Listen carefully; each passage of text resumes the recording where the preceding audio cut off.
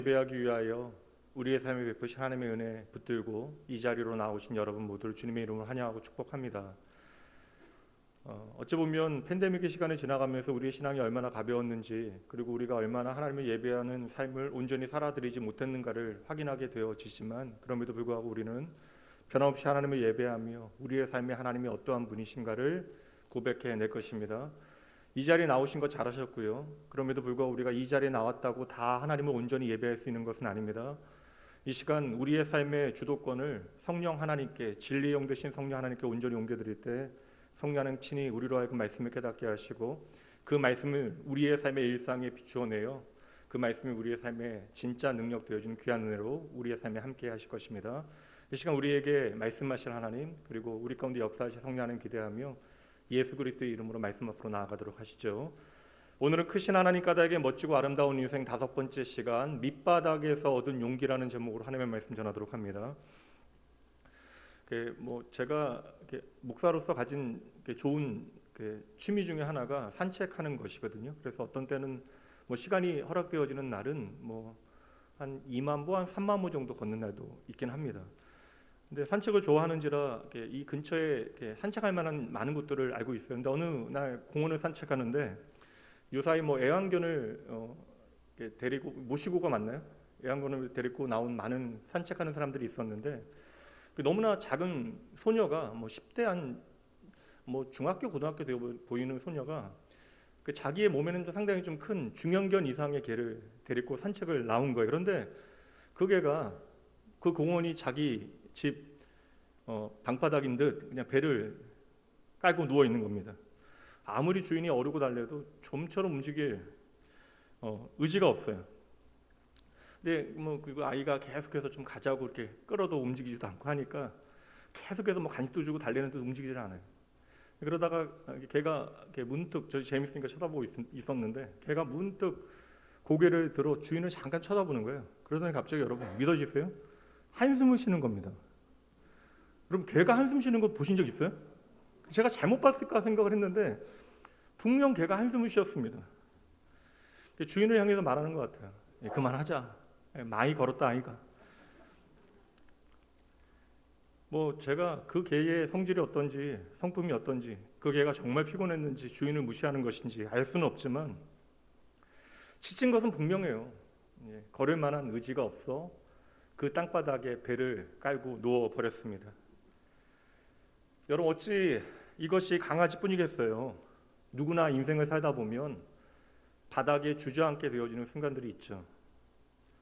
더운 날씨에 더 이상 걸을 수 없다라고 주저앉게 되어지는 강아지처럼 우리도 어느 날 어느 순간 내가 그리도 신경 쓰던 사람들의 시선이 내 눈에 보이지 아니하고요, 내가 그렇게 사랑한다 고백했던 하나님이 내게 원하시는 것 내 알 바 아니다라고 생각하게 되어지는 그때, 그렇게 우리의 삶의 인생이 바닥을 치게 되어지는 그 어느 날이 우리의 삶에 닥쳐올 수 있습니다. 이것은 단지 환경만의 문제는 아닐 것입니다.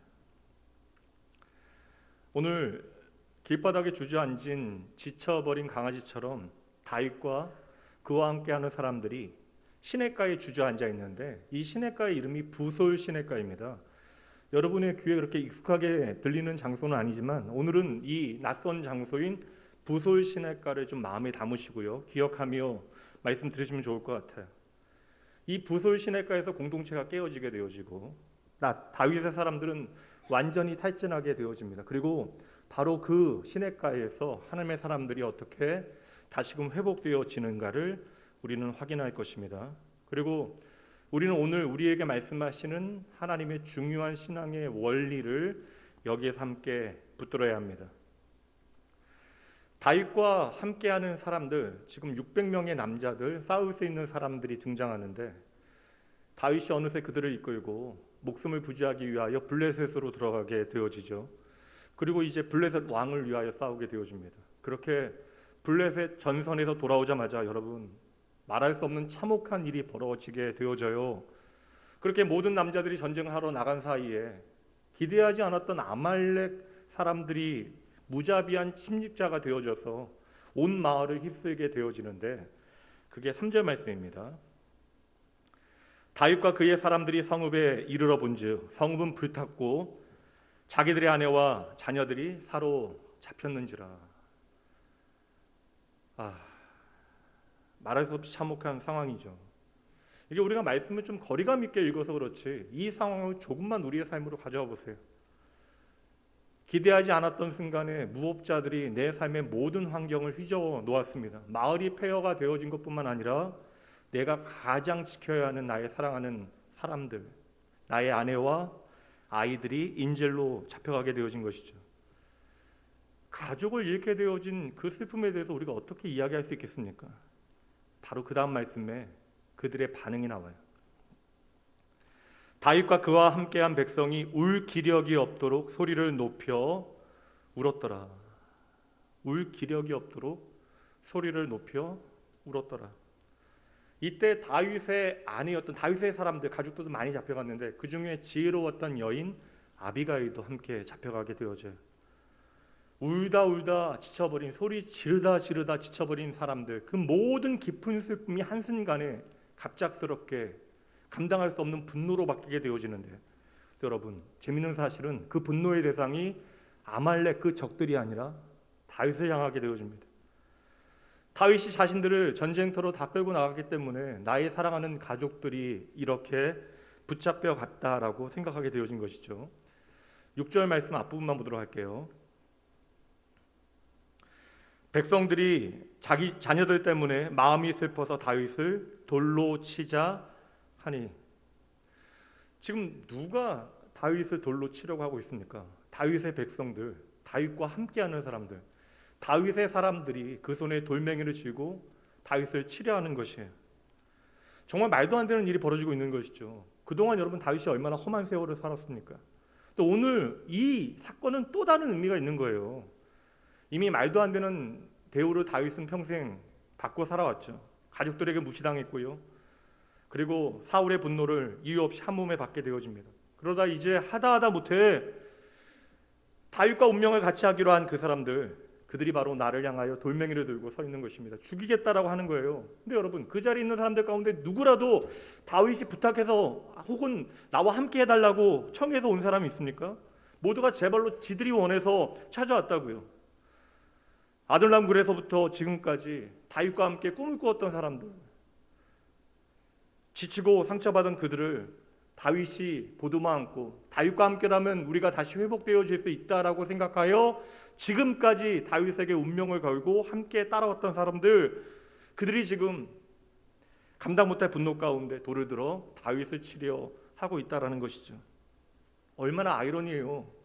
생명을 건지기 위하여 블레셋 땅까지 들어왔는데 이제 사울의 칼날을 피했다 생각했는데 이제는 나를 사랑하였던, 나를 지지하였던, 나를 따르던 사람들의 돌에 맞아 죽을 위기에 다윗이 처하게 되어진 것이죠.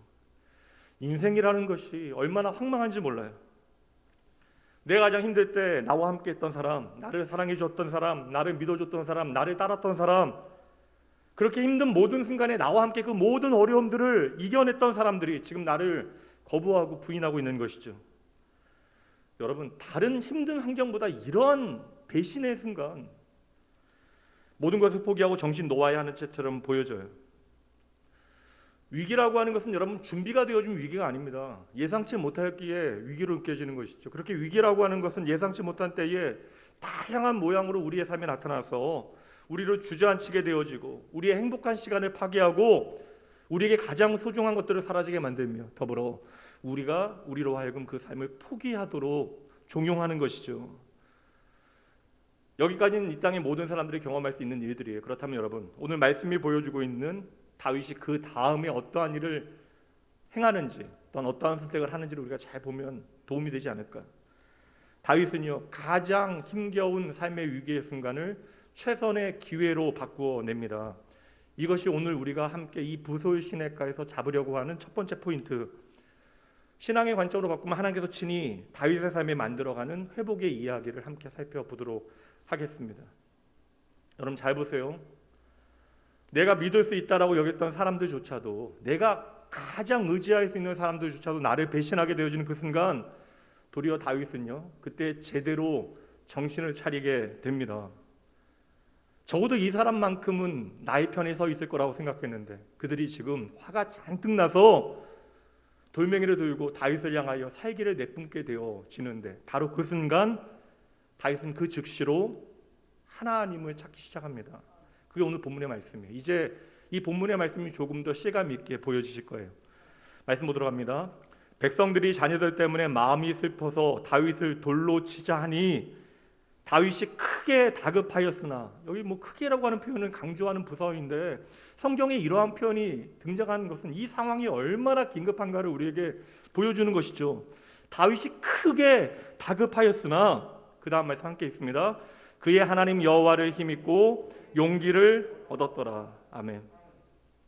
다윗이 크게 다급하였으나 그의 하나님 여호와로 힘입고 용기를 얻었더라.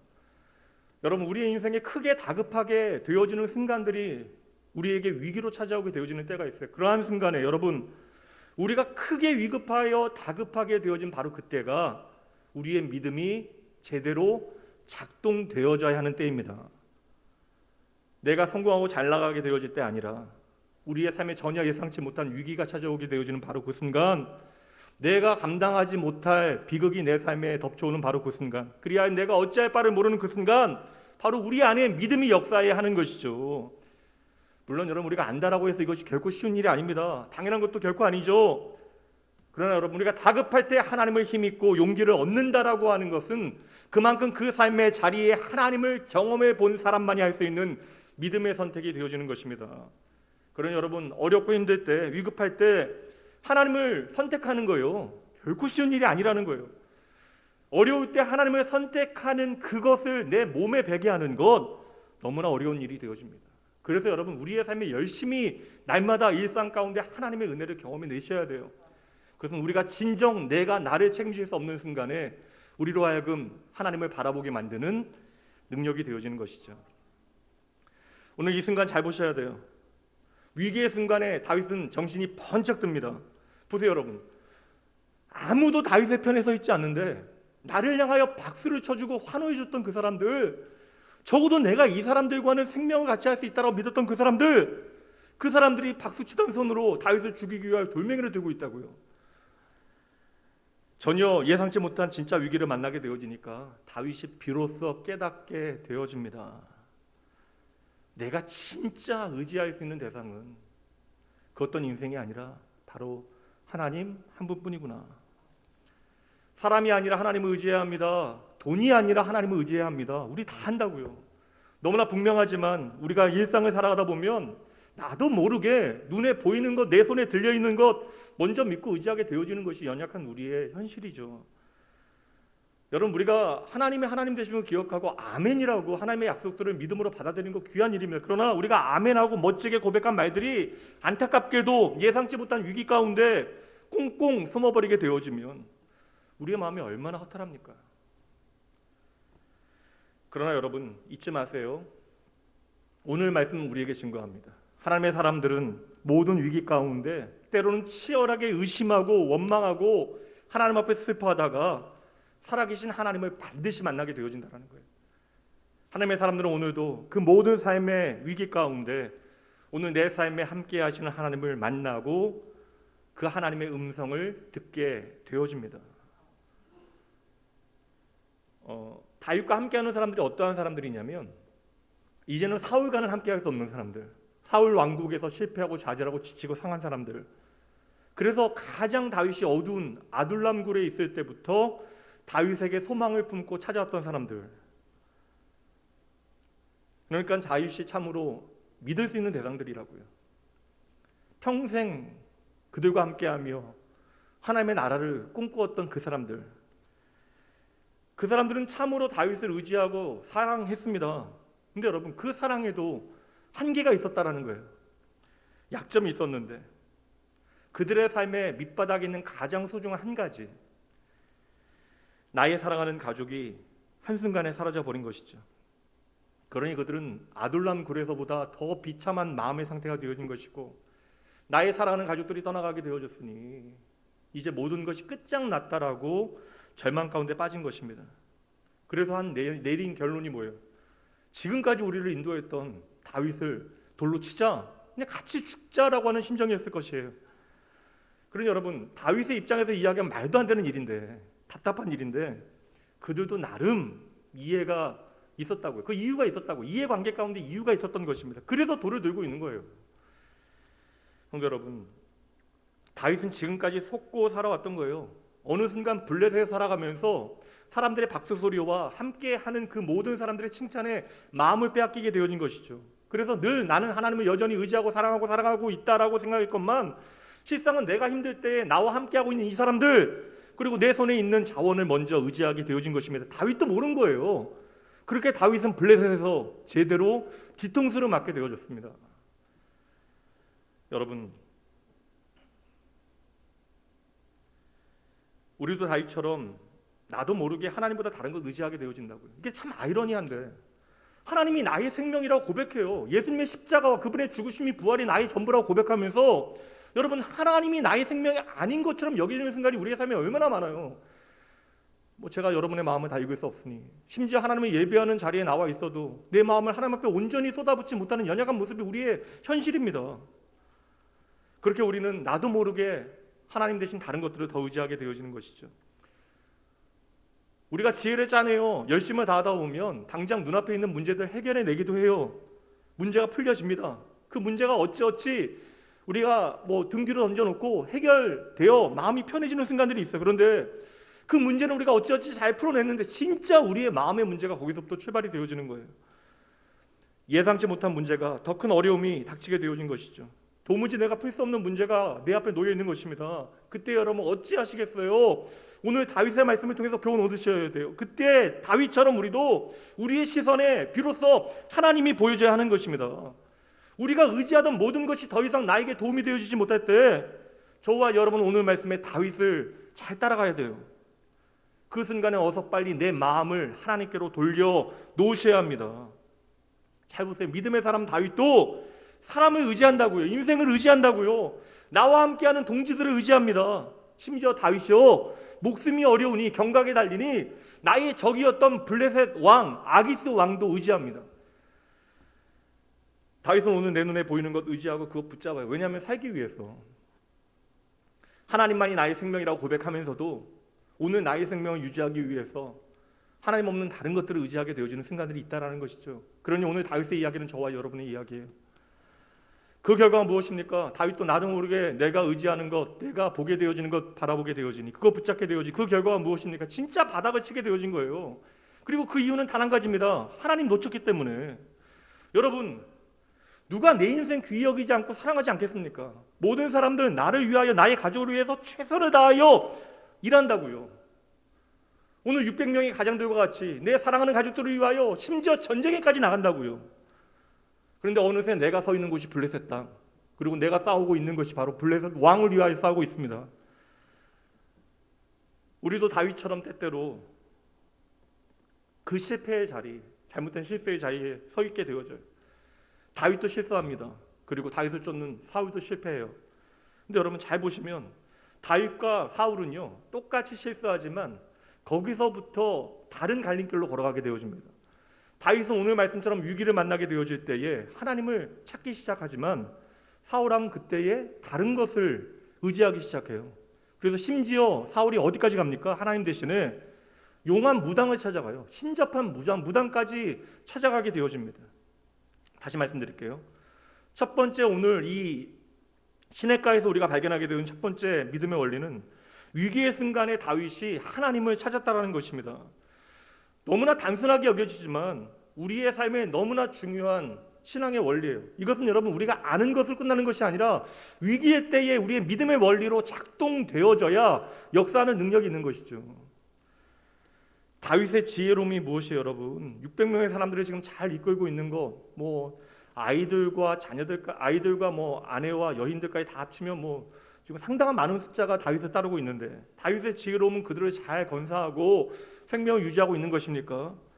다윗의 지혜로움은 내가 참으로 어리석어 때로는 문제를 만들어낸다 할지라도 위기를 만나게 되어질 때에 그냥 무조건 반사와 같은 작용으로 서슴없이 하나님을 찾기 시작한 것이 바로 다윗이 잘한 일이에요. 보통의 사람들은 다윗과 같은 상황이 되면 어떠한 선택을 합니까? 얼마나 억울해요. 그러니까 억울함을 토로하게 되어지고 가슴을 치게 되어지고 머리 싸매고 눕거나 시시비비를 사람들과 따지는데 에너지를 쏟게 되어질 것이에요. 이것이 우리의 주변에서 보게 되어지는 문제 해결의 방법, 그리고 오늘 저와 여러분의 모습일 수도 있죠. 그러나 오늘 하나님께서는 다윗을 통하여 전혀 다른 선택의 가능성을 열어놓고 계시는 것이에요.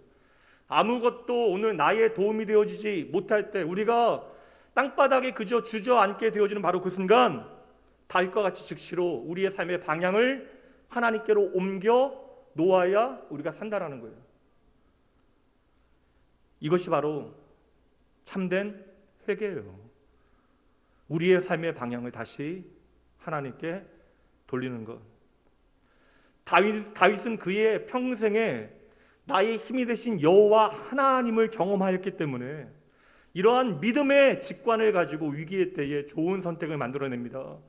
다윗은 그 믿음의 통찰력을 가지고 그 위기의 순간에 깨닫게 되어져요. 아, 내가 지금 하나님께로 돌아가야만 하는구나. 내가 다시 하나님 의지해야 하겠구나. 이렇게 믿음의 사람들은 위기의 순간에 문제의 본질이 무엇인지를 찾아내게 되어지고 내가 바닥에 떨어지게 되어졌을 때에 다시 올라갈 수 있는 하나님의 최선을 발견하는 것이죠. 다윗도 오늘 실수했다고요. 하나님 의지하지 못했다라고요. 그래서 어느새 바닥에 떨어지게 되어졌는데 그 위기의 순간에 도리어 다윗은 정신 차리고 그 즉시로 하나님 앞에 엎드렸던 거예요. 이게 여러분 믿음의 지혜입니다. 이제 보세요. 사람들과 시시비비 따지지 아니하고 내가 너희들을 어떻게 했는데, 내가 지금까지 너희를 위하여 얼마나 수고했는데, 그런 거 따지지 아니하고 다른 사람들에게 도움 구하지 아니하고 다윗이 그 즉시로 무엇을 합니까? 하나님과 구체적으로 의논하기 시작하는 거예요. 하나님 바라보고 지금 내가 처해 있는 문제가 무엇인지를 구체적으로 하나님께 말씀드리기 시작합니다. 다윗은 답이 없을 때 우기지 아니하고 자기 생각 접어두고 하나님께 물어보는데 그게 8절 말씀이에요. 다윗이 여호와께 묻자와 이르되, 저는 이 짧은 말씀 한 줄이 바로 바닥에 있던 위기에 처했던 다윗의 가장 중요한 터닝 포인트, 오늘 모든 사건이 바뀌는, 다른 사람들은 이것을 바뀌는 포인트로 보지 않지만 하나님은 친히 이 말씀 한 구절, 다윗이 여호와께 묻자와 이르되를 이 모든 상황을 역전시키시는 하나님의 일하심의 시점으로 우리에게 소개하고 있는 거예요. 다시 말씀 보겠습니다. 다윗이 여호와께 묻자와 이르되 내가 이 군대를 추격하면 따라잡겠나이까 하니 여호와께서 그에게 대답하시되 그를 쫓아가라. 내가 반드시 따라잡고 도로 찾으리라. 다윗이 위기의 순간에 사람들 바라보지 아니하고요, 하나님께 묻자. 어려워요 여러분. 그러나 위기의 순간에 하나님 앞에 구체적으로 묻자. 하나님께서는 즉시로 대답해 주시잖아요. 길을 보여주시잖아요. 하나님 내가 어찌하여야 하겠습니까? 내가 이 군대를 어찌하면 추격할 수 있고 살아가는 사람들을 어찌하면 다시 되찾아올 수 있겠습니까? 그때 하나님께 뭐라고 이야기하세요? 즉시 쫓아가면 반드시 따라잡고 모든 것을 도로 찾게 되어질 것이다. 예전에 이런 말씀 읽으면요, 다윗이나 할 수 있는 기도 아닐까. 내가 믿었던 사람들이 나를 배신하는 것만 해도 치가 떨리는 일인데 그들이 나를 향하여 돌을 들고 치료하는 그 순간에 하나님을 향해 이렇게 기도하는 거, 나와는 다른 대단한 믿음의 사람들만 할 수 있는 특별한 기도라고 생각했어요. 홍해 앞에 서서 모든 이스라엘 백성들의 원망이 모세를 향하게 되어졌을 때 하나님을 향하여 하늘을 우러러 기도하는 그 기도, 모세의 기도예요. 예수 그리스도의 복음을 전하였건만 모든 예루살렘 사람들이 나를 향하여, 다윗은 돌을 맞지는 않았는데 돌을 실제로 맞고 죽어가던 스데반 집사님이 하늘을 우러러 기도하던 그 장면, 이것은 특별한 사람들의 특별한 믿음의 기도라고 생각했어요. 그렇다면 성경은 그것을 우리에게 보여주지 않을 것입니다. 아니에요 여러분. 오늘 예수 그리스도를 통하여 하나님의 자녀 되어진 모든 하나님의 사람들, 저와 여러분이 오늘 그렇게 기도할 수 있습니다. 다시 말씀드릴게요. 여러분도 그렇게 기도할 수 있습니다. 하나님은 오늘도 당신의 사랑하는 자녀들에게 말씀하신다고요. 그러니 하나님께서 오늘도 위기 가운데 당신을 향하여 시선을 옮기고 하나님께로 나와 말씀하기를, 이야기하기를 간절히 그 누구보다 기다리고 계십니다. 하나님께서 오늘 우리의 삶 가운데 위기를 허락하신다면 우리의 고민은 그것이에요. 왜 하나님께서는 우리에게 위기를? 그러나 여러분, 그 모든 위기를 통하여 하나님께서는 우리를 하나님께로 돌이키시고요. 거기에 생명이 있으니까요. 우리로 하여금 하나님 없는 인생 살아가지 아니하도록 우리의 인생을 하나님께로 돌이키시고 바로 그 자리로부터 저와 여러분의 인생을 치유해 내실 것입니다. 말씀드렸잖아요. 다윗이 언제나 잘한 것이 아니라고요. 다른 상황으로 한번 가보도록 할게요. 그 앞에 있는 말씀인데 사무엘상 27장 1절이요. 앞부분만 봅니다. 다윗이 그 마음에 생각하기를. 여러분, 좋은 생각 많이 해야죠. 열심히 지혜를 구해야죠. 근데 여러분, 이것은 그냥 생각했다라고 하는 말을 우리에게 보여주는 것이 목적이 아닙니다. 오늘 위기 가운데 하나님 앞에 물었던 다윗이 예전에는 똑같은 어려운 위기 가운데 자기의 생각과 자기의 경험과 자기의 머리만을 의지하죠. 그 결과를 보도록 할게요. 다윗이 그 마음에 생각하기를 내가 후일에는 사울의 손에 붙잡히리니. 충분히 개연성 있는 합리적인 생각이 좋은 결론입니다. 왜냐하면 사울의 땅에서는 내가 잡힐 수밖에 없다라는 거예요. 근데 그러다 보니까 놓친 게 뭐예요? 반드시 다윗을 사울의 손에서 구원하고 이스라엘의 왕으로 삼으시겠다는 하나님의 약속이 어느 순간 사라져버린 거예요. 그러니까 그의 머리 가운데 깊이 생각하니 내가 사울의 손에 붙잡히게 되리니 블레셋 사람들의 땅으로 피하여 들어가는 것이 좋겠다. 내가 이 땅에서는 사울에게 잡히게 될 터이니 하나님 없는 블레셋 땅으로 들어가서 사울의 손이 미치지 않는 블레셋 땅으로 들어가서 사는 것이 좋겠다. 사울이 이스라엘 온 영토 내에서 다시 나를 찾다가 단념하리니 내가 그의 손에서 벗어나리라. 생명을 구하기 위하여 블레셋 땅에 들어갔는데 생명은 구했다고요. 그의 생각대로 되어졌다고요. 그 결과가 무엇이에요? 블레셋 왕의 명에 따라 이제는 나의 동포들과 싸우게 되어지는 상황, 그리고 그곳에서 나가 생명을 보존할 수 있을 거라고 생각했는데 이제는 사울의 칼이 아니라 나의 사랑하는 사람들의 돌을 맞게 되어지는 상황에 처하게 되어진 것이죠. 사익 공리를 열심히 생각하고 짜내었지만 최선을 다했지만 이때 다윗은 기도하지는 않았어요. 기도하지 않은 결과가 블레셋 땅으로 들어간 것입니다. 오해하지 마세요, 여러분. 블레셋 땅에 들어가서 여전히 하나님은 그 가장 나쁜 선택조차도 하나님의 선하심으로 바꾸어 놓으시지만 중요한 것은 이때의 다윗은 나를 지키시는 분이 하나님이시라는 사실을 잠시 내려놓게 되어졌던 거예요. 여러분 보세요. 이때로부터 다윗은 그 블레셋 땅에서 계속해서 더 많은 어려움을 경험하게 되어지면서 변하게 되어져요. 자라게 되어집니다. 우리가 예수 그리스도를 나의 구주로 만나게 되어진 것은 우리의 인생의 엄청난 이벤트잖아요. 이 터닝 포인트는 오직 하나님의 은혜로 우리에게 주어진 것이지만 많은 사람들은 대부분요 그때로부터 하나님을 의지하는 삶을 조금씩 살아가면서 때로는 실수도 하고 실패도 하면서 위기 가운데 나를 도우시는 하나님을 경험하면서 그 삶이 조금씩 변하는 거예요. 자라나게 되어지는 것입니다. 그래서 믿음의 사람들은 하나님 앞에서의 나의 일상을 참으로 소중히 여겨야 하는 것이죠. 다윗은 여전히 실패했지만 이제는 자라서요 위기를 만날 그때에 하나님 앞에 묻게 되어집니다. 하나님의 사람이 하나님 바라보지 아니하고요 마음 내키는 대로 세상의 방법만을 쫓아 살아가게 되어지면 그때 비싼 수업료를 지불하게 되어집니다. 오늘 이 자리에 계신 분들 가운데 내 인생 정말 좀 꼬였다 여기지는 분들 계시다면 내 인생이 꼬인 그 지점으로 한번 돌아가셔서 그때 내가 하나님을 향하여 기도한 흔적, 하나님을 의지한 흔적, 하나님 앞에 나아간 흔적이 있는지를 한번 점검해 보시죠. 블레셋으로 도망간 다윗 목숨은 부지하게 되어지지만 그때로부터 진짜 더 위험한 위기에 더 많이 처하게 되어져. 그리고 오늘은 그 결과잖아요. 내가 평생 의지할 수 있는 사람들이 나를 향하여 돌을 들고 있는 그 현실.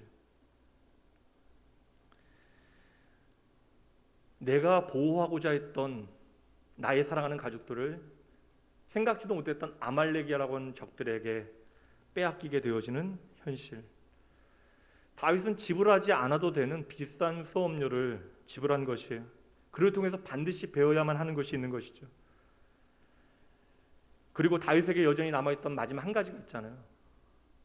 내가 믿을 수 있는 사람들, 그 사람들조차 나에게서 등을 돌리게 되어지니 다윗은 그때서야 비로소 하나님께 돌아섭니다. 여러분, 하나님 오늘도 우리에게 말씀하세요. 하나님은 언제나 말씀하시는 하나님이십니다. 그러니 여러분 오늘도 하나님께 물어보셔야 돼요. 하나님께 묻는 사람이 하나님께서 친히 주시는 답을 얻어요.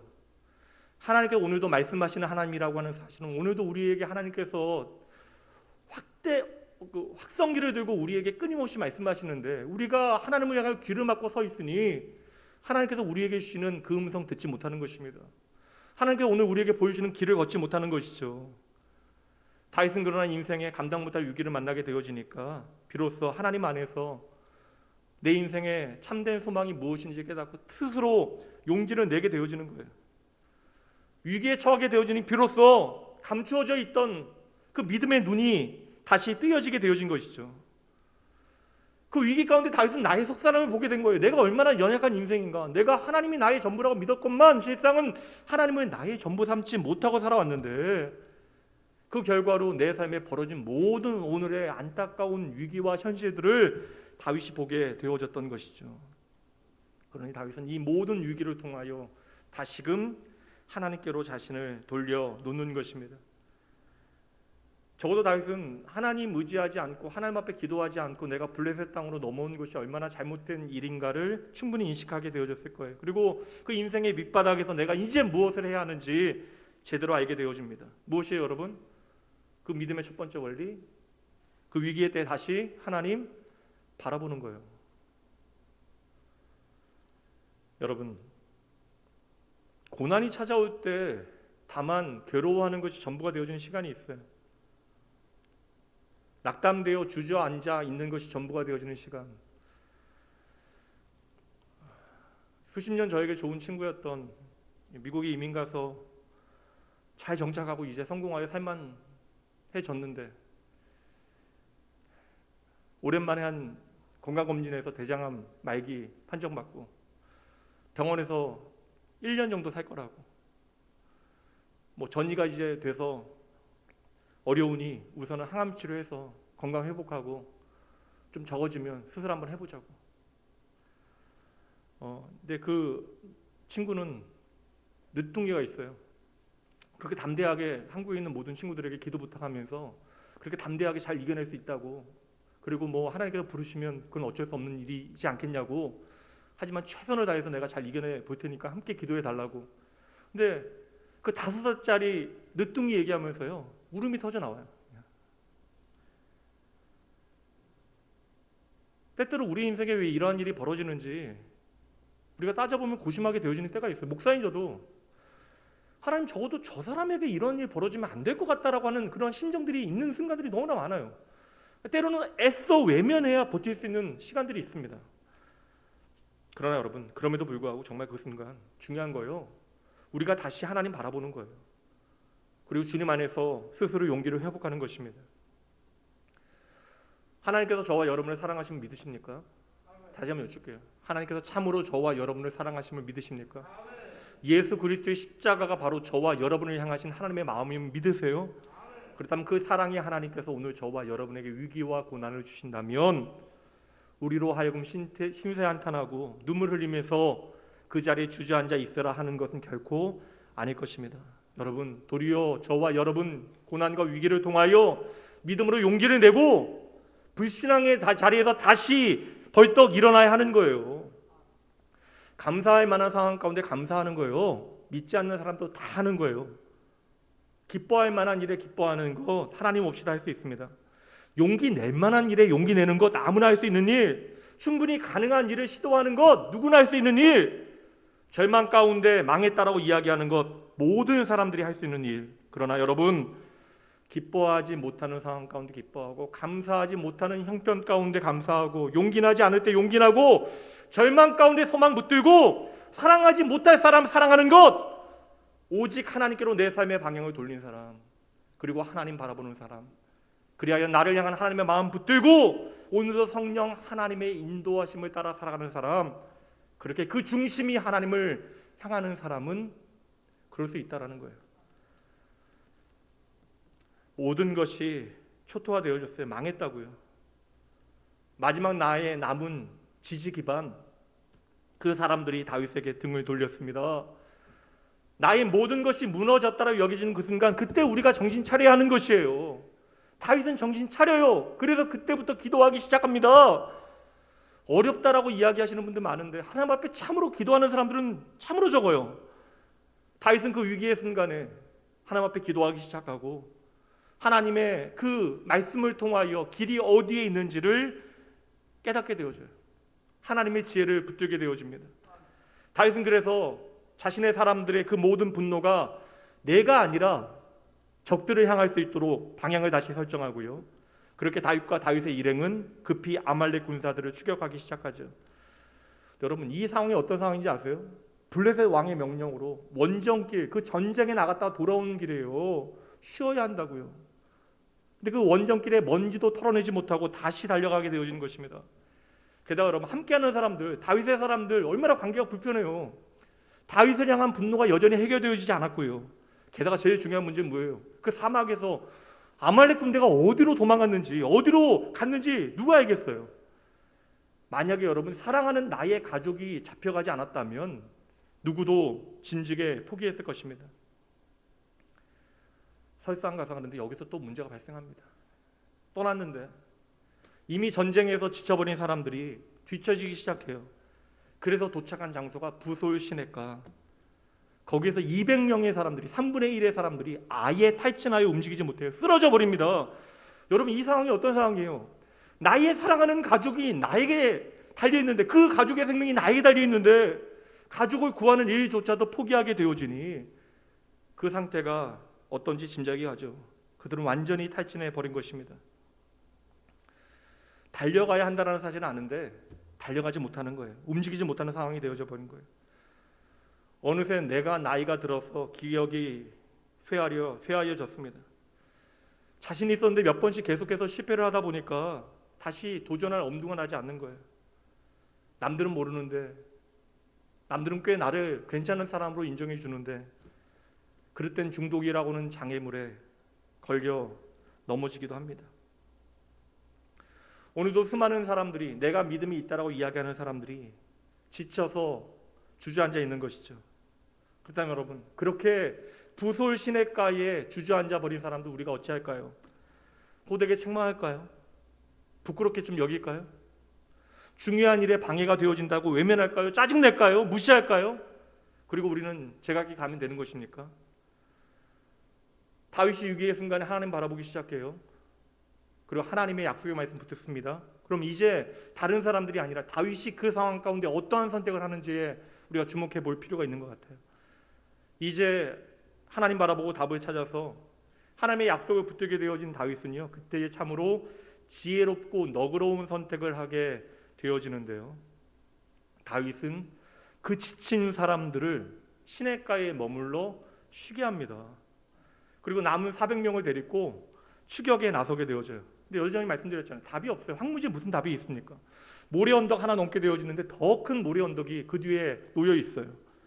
모든 것을 제쳐두고 달려오기는 했는데 아말렉 군대는 흔적도 없어요. 사라져 버렸습니다. 여러분, 믿음이 있어도 초조해지지 않겠냐고요. 여호수아 믿음의 사람이잖아요. 하나님의 말씀에 순종하여 여리고 전쟁을 앞두고 모든 남자들의 전투력을 상실시킵니다. 할례를 행한 거예요. 왜 하필 하나님께서는 그러한 순간에? 그러나 하나님의 말씀에 순종하여 내가 40년 동안 함께 하셨던 하나님 경험하고 모든 남자들이 할례를 행하게 해요. 적들이 쳐들어오면 다 죽어요. 믿음으로 그 일을 행하였지만 이미 할례를 받았던 여호수아는 아침에 초조하니까 나와서 적진 앞까지 가잖아요. 그게 말씀에 기록되어 있잖아요. 거기서 하나님의 군대, 하나님의 사자를 만나게 되어지잖아요. 다시 하나님의 약속의 말씀 붙들게 되어지잖아요. 여러분, 우리가 믿음을 가지고 하나님의 약속의 말씀 붙들어도 때로는 두려워지는 순간들이 있다고요. 우리 인생에 답이 없어 보이는 순간들이 있다고요. 근데 그때에 내가 믿음 가지고 행할 때에도 그 어떤 답이 보이지 않을 때, 다윗의 이 순간에 어떠한 결정적인 전기 하나가 벌어지는데요. 그 말씀이 11절이에요. 무리가 들에서 애굽 사람 하나를 만나 그를 다윗에게로 데려다가 떡을 주어 먹게 하며 물을 마시게 하고, 근데 이 지쳐 쓰러진 애굽 사람이 바로 아말렉 사람의 하인이었다라는 거예요. 아말렉 사람이 나에게 쓸모없어져 버린, 이제 기능을 다하지 못하는 이 하인을 광야에 버리고 간 거예요. 그러니까 나에게 쓸모없는 자원을 폐기 처분한 것입니다. 그냥 광야에서 죽으라는 거예요. 근데 다윗은 지금 어떤 때예요? 정말 중요한 때잖아요. 그냥 쓰러진 자, 나하고 상관없는 자는 버려두고 가도 된다고요. 아님 이 사람이 행방을 안다라고 확신한다 할지라도 그냥 당장 채근하여 고문이라도 해서 아말렉 군대를 빨리 추격해야죠. 근데 이 다윗이요, 주인이 버린 그 종, 폐기 처분되어진 그 종을 돌보기 시작해요. 광야에 버려진 죽어가는 그에게 주는 것도 많아요. 물도 주고 떡도 주고 무화과도 주고 건포도도 먹이고 그렇게 열심히 돌봐서 그 종을 기움차리게 합니다. 그리고 나서 혹 네가 섬겼던 우리에게 우리를 안내해 줄 수 있냐라고 요청해요. 그리고 그 애굽 사람은 기꺼이 다윗에게 길이 되어집니다. 여러분, 이 정신없는 상황 가운데 다윗이 믿음으로 순종하고도 당장 답이 안 보이는 이 상황 가운데 이 종의 이야기가 왜 등장할까요? 왜 이 이야기가 말씀에 등장하고 있겠습니까? 말씀은 여러 다윗의 이 추격의 이야기 가운데 있는 사건들 가운데 일부를 기록하여 우리에게 전하고 있는 것인데, 그럼 이 사건이 정말 중요한 전환점이 되어지는 것이잖아요. 왜 버려진 종의 이야기가 이 말씀에 기록되어져 있을까요? 이 모든 것이 우연이 아니라 하나님의 기가 막힌 인도하심이라고 하는 사실을 우리에게 보여주시기 위함이에요. 성도 여러분, 우리 모두에게는 기가 막힌 하나님의 인도하심이 있습니다. 그러니 하나님 바라보셔야 돼요. 이 다음이요, 하나님의 말씀 그대로예요. 이내 다윗과 용사들은 아말렉 사람들을 찾아내요. 그리고 맹수가 먹이를 삼키듯 삽시간의 적진을 초토화시키고 여인과 아이들을 모두 안전하게 구출하게 되어져요. 한순간에 끝이 납니다. 그리고 여러분, 아말렉 사람들이 겁이 나니까 어렵게 노략질해서 얻은 귀한 값진 물건들까지 다 버리고 도망가요. 다시 다윗은 희생양에서 영웅이 되어져요. 모든 사람들은 돌멩이를 내려놓고 다윗을 향하여 다시 박수를 치기 시작합니다. 해피엔딩이잖아요. 세상은 여기서 이야기를 끝낼 것이지만 말씀은 이제부터 우리에게 중요한 본질을 들려주기 시작해요. 여기 바로 두 번째 핵심이 있어요. 첫 번째 핵심은 여러분, 어려워도 위기 때 하나님 찾아야 된다는 거예요. 그것은 여러분 안다고 되는 게 아니라 여러분의 삶의 과정을 통해서 계속해서 연습해야 돼요. 여러분 삶이 덜 위험한 순간부터 하나님 바라보는 훈련을 통하여 하나님 경험하셔야 됩니다. 매주 말씀드리지만 그러한 하나님 경험이 여러분의 삶에 겹겹이 쌓여야 위기의 순간에 하나님 바라보게 돼요. 그래서 저는 좀 오래 신앙생활 하신 장로님, 권사님들 신뢰합니다. 때로는 좀 이렇게 말씀 전에도 엉뚱한 얘기 하실 때 있거든요. 그러실 수 있잖아요. 이제 제가 어떤 분들 얘기하는 게 우리 교회 얘기 아니라는 얘기도 좀 웃겨서, 나이 드시면 아무래도 좀 이해력도 떨어지시고, 어느 날은 제가 말씀 전했는데 끝나고 문자가 좀 이렇게 오세요. 길게 오시는데 다 대부분 은혜로운 문자고 다 감사한 건데 은혜 받았다는 문자죠. 근데 그날 제가 전혀 하지 않은 내용을 은혜 받았다고 이야기를 하시더라고요. 성령 하나님의 음성을 들으신 거죠. 그러실 수 있어요. 그런데 저는요, 때때로 우리가 신학적으로 혹은 성경적으로 조금 모자란 어떤 판단과 생각을 한다 할지라도 그분들의 삶은 평생 하나님과 동행하며 하나님을 경험한 삶의 증거들이 있기 때문에 위기의 순간에 잘 흔들리지 않아요. 그리고 그 시간에 하나님 의지하고 하나님 앞에 기도하기 시작합니다. 전 그래서 그러한 믿음의 어른들을 참으로 신뢰해요. 이제 보세요, 여러분. 첫 번째, 위기의 순간에 하나님 찾는 것. 두 번째 핵심은 무엇이냐면 승리의 현장을 여러분들이 머릿속에 좀 그려보실 필요가 있어요. 승리한 지금 다윗의 사람들이 도망가는 적들을 추격할 여력이 있겠습니까? 당연히 없죠. 왜요?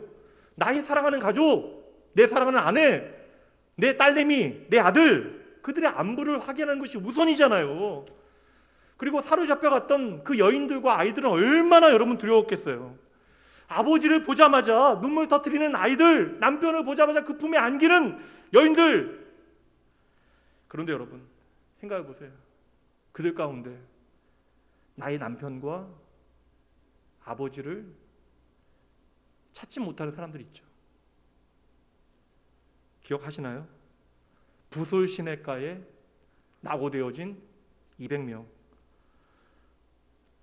몸과 마음이 지쳐서 모든 것을 포기해버린, 심지어 아내와 자식까지도 포기해버린 사람들.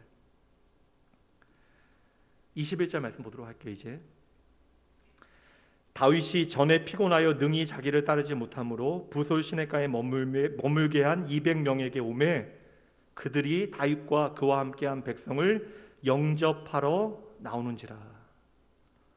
이제 생각해 보세요. 모든 것이 끝났잖아요. 전쟁이 승리로 끝난 상황 가운데 전쟁을 포기해 버린 사람들은 부끄러운 대상입니다. 또 생사를 걸고 전쟁에 참여했던 사람들에게 지금 전쟁에 참여하지 않은 이들은 또 다른 분노의 대상이 되어지는 것이죠. 참 신기해요. 하나님의 은혜를 경험해도요, 감사하면서도 또다시 다른 대상을 미워하고 있어요. 이제 다윗은 미워하지 않는데 나에게 또 다른 분노의 대상이 있습니다. 나름의 이유가 있었는지는 몰라도 치열한 전쟁 중에 그 남은 사람들은 시냇가에서 놀고 먹었잖아요. 쉬었던 사람들이잖아요. 누구는 안 피곤하냐고요. 전쟁에 참여한 사람들의 입장에서 이 사람들 누구예요? 어떤 사람들이에요? 이기적인 것들, 남치 같은 놈들. 그래서 전쟁에 참여했던 사람들은 노골적으로 자신들의 감정을 드러내요. 그 말씀이 바로 이어지는 22절이에요. 그들이 우리와 함께 가지 아니하였은즉 우리가 도로 찾은 물건은 무엇이든지 그들에게 주지 말고 각자의 처자만 데리고 떠나가게 하라. 잔뜩 화가 나 있잖아요. 두 가지 얘기합니다. 아무것도 하지 않았으니까 우리 물건 나눌 수 없다. 두 번째 더 무서운 얘기예요. 함께 있던 사람들인데 자식들만, 자녀들만, 아내만 데리고 떠나가게 하라.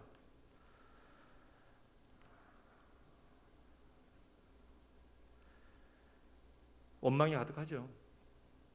그렇다면 여러분 반대로 한번 생각해 보실까요? 쉬고 있었던 200명의 심정 어떨까요?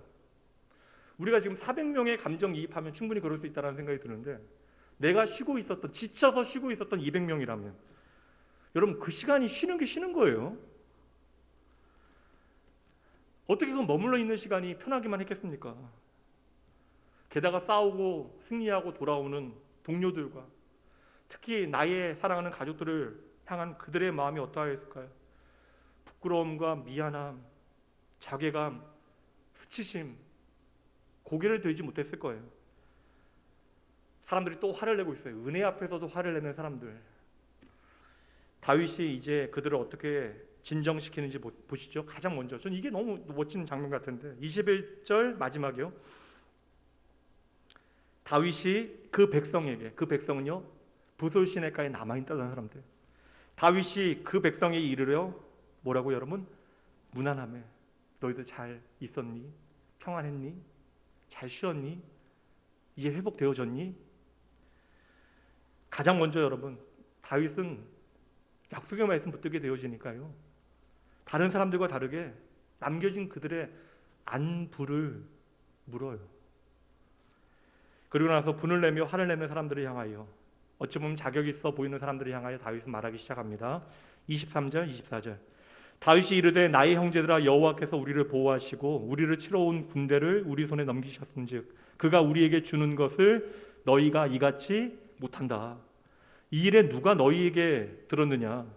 전장에 내려갔던 자의 분깃이나 소유물 곁에 머물렀던 자의 분깃이 동일할지니 같이 분배할 것이니라 하고, 다윗은 두 가지 얘기를 하고 있어요. 뭡니까? 첫 번째, 이 승리 우리의 승리 아니다.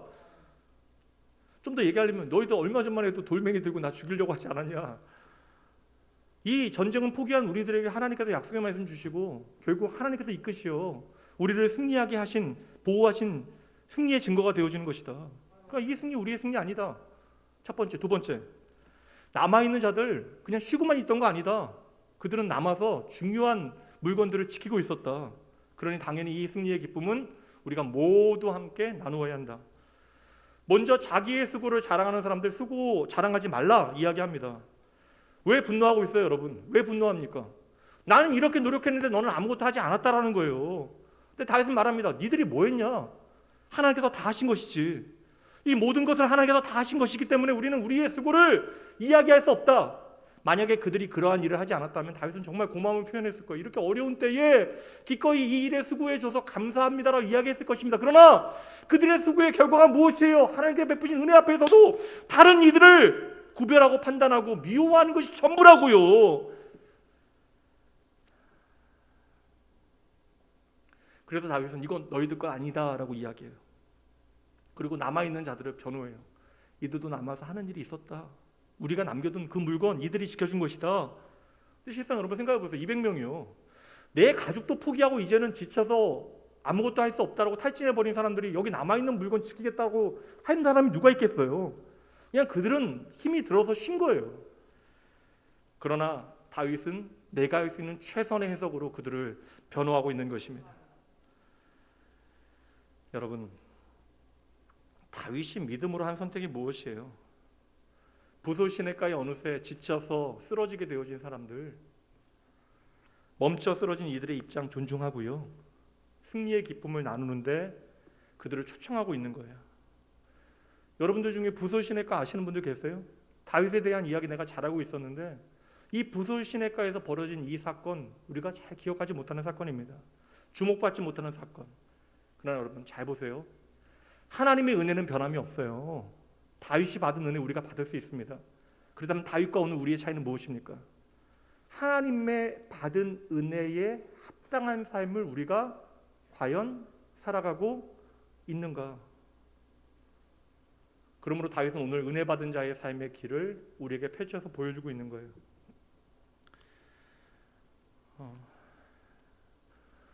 토요일날도 교역자들하고 이런저런 얘기 많이 했는데 어느 때보다 교회에 대한 생각 많이 하게 돼요. 교회란 무엇입니까? 그리고 교회는 어떤 곳이 되어져야 합니까? 예수 그리스도의 보혈을 통하여 의롭다 칭함받은 죄인들의 공동체. 그러므로 하나님의 은혜 앞에 나는 죄인입니다라는 고백이 날마다 고백되어져야 하는 곳이 교회입니다.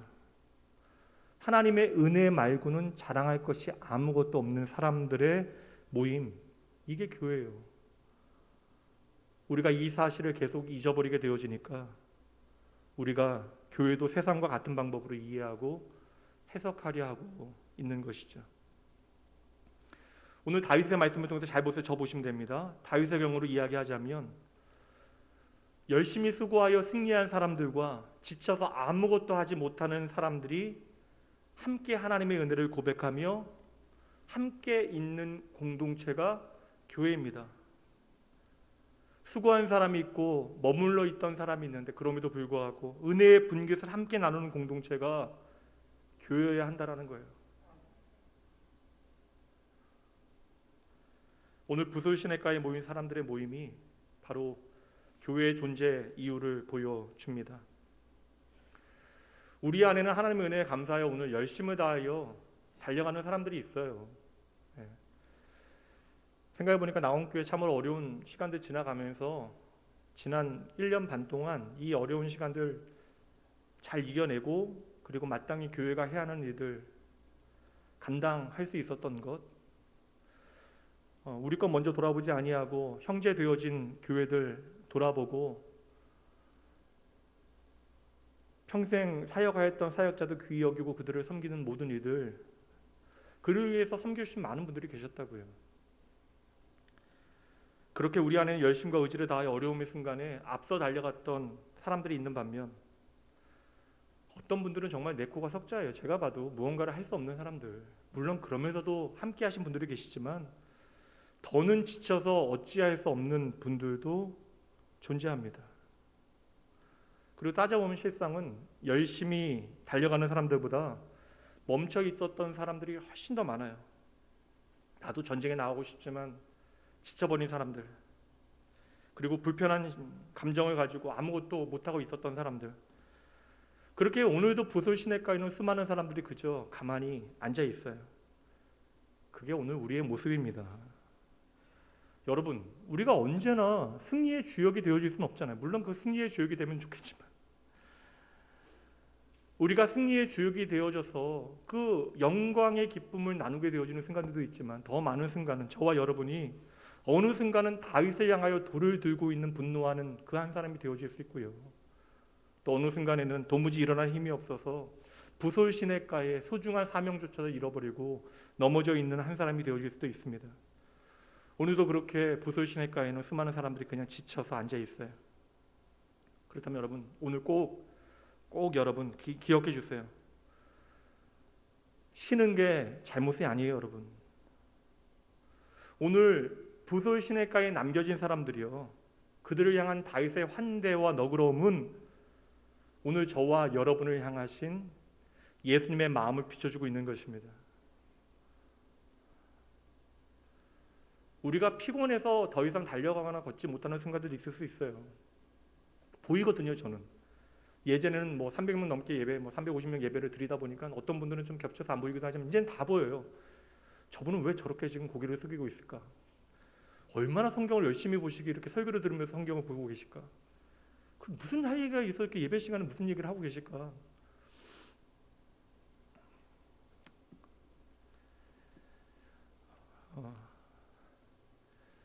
교회에 나오시기 잘했지만 나와서도 내가 할 수 있는 것이 별로 없는 분도 계실 거예요. 노력해도 예배가 은혜롭지 않고, 그래서 설교자를 향하여 돌을 들고 계시는 분이 이 앞에도 계실 수 있고요. 그리고 주의 몸된 교회를 향한 뜨거운 마음에 여전히 1년 반 동안 교회가 어려울 때 왜 이렇게 이러한 직분을 가지고 수고하지 않느냐, 내 마음에 답답한 심정이 드는 분들도 계실 것입니다. 그러나 여러분, 다시 말씀드릴게요. 누구나 피곤하여 도무지 싸울 수 없는 순간들이 있어요. 누구나 탈진을 경험합니다. 여러분 믿으세요. 믿음이 무엇이에요? 우리는 지쳐 쓰러질 때가 있다. 그러나 우리를 대신하여 싸워 주실 예수님이 계시다. 내가 가지 못할 때 나를 대신하여 가주시는 주님이 나와 함께 계신다. 그러니 때로는 내가 주님 앙탈 부리며 손 놓고 아무것도 하지 않고 있을 그때에도 주님은 결코 나를 향하여 화를 내지 않으신다. 제가 생각해 보니까 제 안에 분노가 많았을 때는요, 그냥 저의 열심만 의지하고 그래서 어느새 내가 하고 있는 일들만 생각했을 그때였던 것 같아요.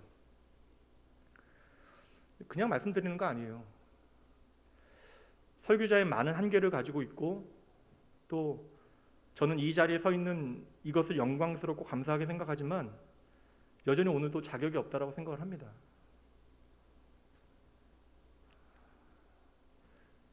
예전에는 하나님께 무언가를 잘못할까 봐, 그분의 사랑에 걸맞게 살아가지 못할까 봐 조바심 내고 살았는데, 이제 짧은 인생이지만 이 정도의 시간이 지나서 깨닫게 되어지는 것은 내가 이 모양 이 꼴이라도 하나님은 나를 향해서 화를 내지 않으신다는 거예요.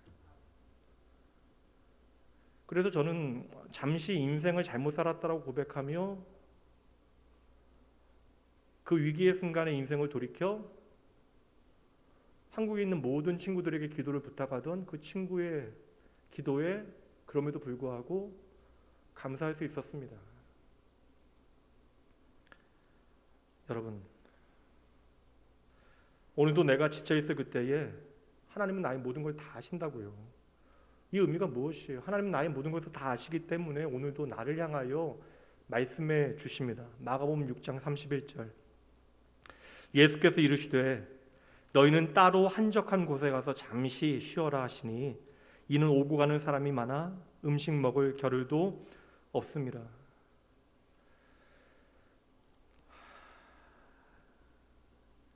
제자들이 쉬면 안 되는 때예요. 열심히 뛰고 달려야 되는 그런 순간인데, 그들이 지금 달릴 수 없다라는 사실을 주님은 아신다고요. 그때 주님께서는 제자들을 향해 말씀하십니다. 너희는 따로 한적한 곳에 가서 잠시 쉬렴. 여러분, 세상 누구도 몰라요. 저는 그래서 제 나이 때나 또 그 윗대 50대, 60대 가장들이 가지고 있는 어떤, 이게 제가 어떤 남성 양성 평등과 어긋나는 이야기를 하는 것이 아니라, 그러니까 가족에 대하여 남편 되어진 자가, 아비 되어진 자가 갖는 어떤 부담들을 알고 있어요. 저도 그 자리에 있으니까요. 그래서 우리가 우리의 연약함을 있는 그대로 표현하지 못하는, 내 사랑하는 가족에도 표현하지 못하는 그 순간, 여러분, 하나님은 나의 연약함 다 알고 계신다고요. 그래서 우리가 열심히 뛰고 달려야 하는 그 순간에도 내가 지쳐 있으면 주님께서는 다른 것 생각하지 아니하시고 나를 가장 귀하게 여기시기 때문에 잠시 쉬라라고 우리에게 말씀하신다라는 거예요. 그러니 여러분, 하나님이 나의 모든 걸 다 아시기 때문에, 그래서 여러분 첫 번째 원리, 주님 알아보셔야 돼요. 부설신학과는 실패 자리 맞잖아요. 실패 자리, 콩가루 되어지는 그 자리. 리더를 향하여 돌멩이 들고 사람들의 마음이 나뉘어지고 열심히 달려가는 자와 멈추어진 자가 다양한 감정 가운데 깨어지는 자리. 그러나 여러분, 이 자리는 실패의 자리 아니에요. 주님께서 우리에게 주시는 샬롬, 안식의 자리입니다. 그러니 여러분, 좀 쉬셔도 돼요.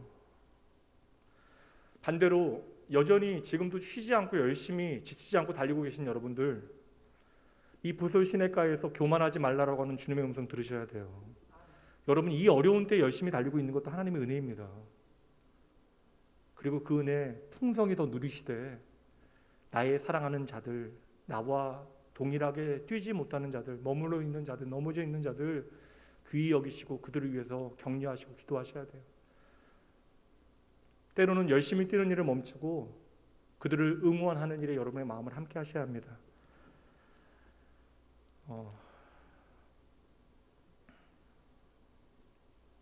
말씀을 정리할게요. 다윗 하나 잘했네요. 내가 잘난 것이 아니라 내가 잘한 것은 단 하나, 위기 가운데 하나님 붙잡은 그 일.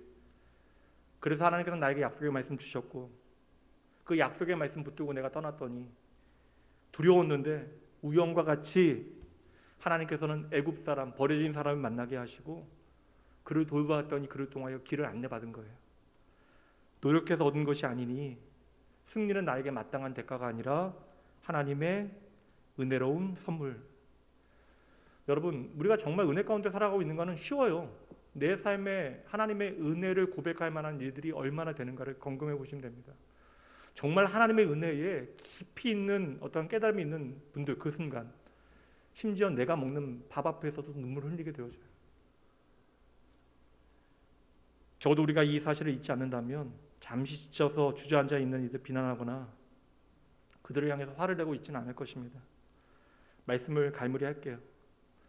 정말 피곤하시면 한숨 돌리셔도 됩니다. 그리고 그 쉼의 시간을 통하여 하나님과 나의 관계를 점검해 보세요. 그리고 그 가운데 다시 힘을 얻고 다시 일어나 걸어가시면 됩니다. 반대로 어떤 분들 유난히 힘이 넘치십니까? 하나님의 약속의 말씀 단단히 붙들고 더욱더 열심히 사세요. 충성을 다하십시오. 그러나 함께 하는 일에 여러분 더 마음을 쏟아 놓으셔야 돼요. 내가 잘하고 있다라는 그 이유 때문에 잠시 멈춘 이들 함부로 판단해서는 결코 안 됩니다. 여러분 잊지 마셔야 돼요. 누구나 바닥에 주저앉을 수 있어요. 그래서 나의 주 나의 하나님은 오늘도 모든 사람들에게 샬롬이 되어주시는 거예요. 이 부솔 시냇가의 교훈을 우리의 마음에 잘 새겨 놓으면 우리가 위기를 만나게 되어질 때에 바닥에 그래서 주저앉게 되어진 그때 우리가 다시 일어날 수 있는 안식과 힘과 용기를 얻게 되어질 것입니다. 모두가 이 귀한 하나님의 은혜, 이 어려운 시절에 풍성히 누리셔야 돼요. 오늘 말씀의 마무리는 주님께서 친히 우리에게 들려주시는 이 말씀으로 마무리해 보도록 하죠. 마태복음 11장 28절 함께 읽습니다. 수고하고 무거운 짐진 자들아 다 내게로 오라. 내가 너희를 쉬게 하리라. 아멘. 기도합니다. 하나님 아버지, 우리의 삶의 모든 것이 하나님의 은혜입니다. 오늘도 변함없이 나에게 말씀해 주시는 주님, 주님은 말씀하시는데 저희들 어느새 귀를 막고 주님의 음성 듣지 못했습니다. 이 시간 주를 향하여 내 마음의 문을 열게 하시고 나를 향하신 주의 은혜 기억하며 마음껏 감사하게 하여 주시옵소서. 사랑의 아버지, 저희들 정말 열심을 다해 살고 있습니다. 그런데 오늘 공경에 빠져 있습니다. 그러나 하나님, 이 모든 위기의 순간에 내가 진짜 의지하여야 하는 것이 다른 것이 아니라 하나님임을 기억하고 하나님을 바라볼 수 있다면 이것이 우리의 삶의 은혜이며 축복임을 잊지 아니하겠습니다. 하나님께서는 오늘도 하나님을 향하여 그 삶의 방향을 돌이키는 하나님의 사람들을, 그리하여 위기 중에 어려울 때 하나님께 묻는 사람들을 찾으시는 줄 믿습니다. 우리가 하나님 찾기만 하면 하나님은 언제나 우리에게 대답해 주십니다. 말씀해 주십니다. 주여, 살아가면서 예기치 못하는 위기 만나게 되어졌을 때 이 시간으로부터 주의 모든 자녀들 하나님의 약속의 말씀 붙들고 하나님 선택하게 하여 주시옵소서. 우리가 갈 길을 알지 못하는 그때에 하나님께 먼저 묻고 하나님께 답을 얻게 하여 주시옵소서. 아버지여, 오늘 우리에게 낙원교회와 살아가는 믿음의 가족도 허락하여 주시고 함께 그 믿음의 길을 걸어가게 하신 것도 너무나 감사합니다. 주님 오시는 그날까지 서로의 믿음을 격려하며 하나님 사모하며 기쁨 가운데 신앙생활하게 하여 주시옵소서. 오늘도 하나님께 나아가는 자에게 용기 주시고 긍휼 베푸시고 가장 좋은 길로 그 삶을 인도하여 주시는 우리의 길과 진리 생명 되신 예수님 이름으로 간절히 기도합니다. 아멘. 잠시 여러분 말씀 붙들고 기도하시죠. 이 시간 헌금 봉헌하기 전에 우리의 삶을 향하신 하나님의 성실하심을 믿고 오늘도 우리에게 말씀하신 하나님께 귀 기울이고 우리 인생의 모든 어려움 가운데 하나님을 선택하고 그리고 하나님